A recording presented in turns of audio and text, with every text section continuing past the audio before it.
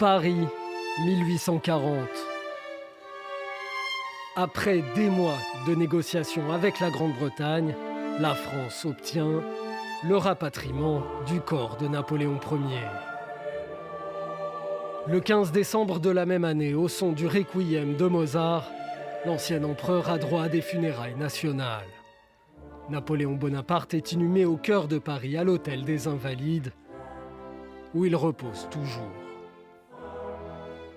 Pourtant, malgré son impact dans l'histoire, il n'y a aucune rue, ni aucune place, ni aucun boulevard qui porte le nom Napoléon à Paris. Absolument, mais ça n'a pas toujours été le cas, bien au contraire. Sous le Premier Empire, il y avait une rue Napoléon, un quai Napoléon, même le palais de l'Élysée s'appelait Élysée Napoléon. À la chute du Premier Empire, bien sûr, grand vent sur le cadastre napoléonien, et tous ces noms vont être modifiés. Par exemple, la rue Napoléon va devenir la rue de la Paix. Et le même principe se répète après la fin du Second Empire de Napoléon III. L'avenue Napoléon va devenir plus prosaïquement l'avenue de l'Opéra. En revanche, la rue Bonaparte va rester.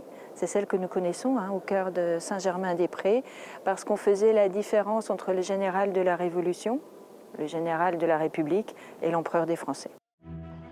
La rue Bonaparte, c'est celle-ci, et à 20 minutes à pied, l'Hôtel de Ville de Paris. Je ne pense pas que Napoléon ait besoin vraiment d'une place ou d'une rue ou d'une avenue. Il est représenté partout. Il a laissé des traces architecturales très importantes. C'est l'homme des grands monuments.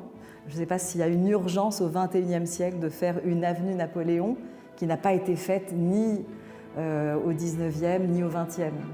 Si Napoléon n'a pas de rue à son nom, l'ombre de l'ancien empereur plane sur Paris.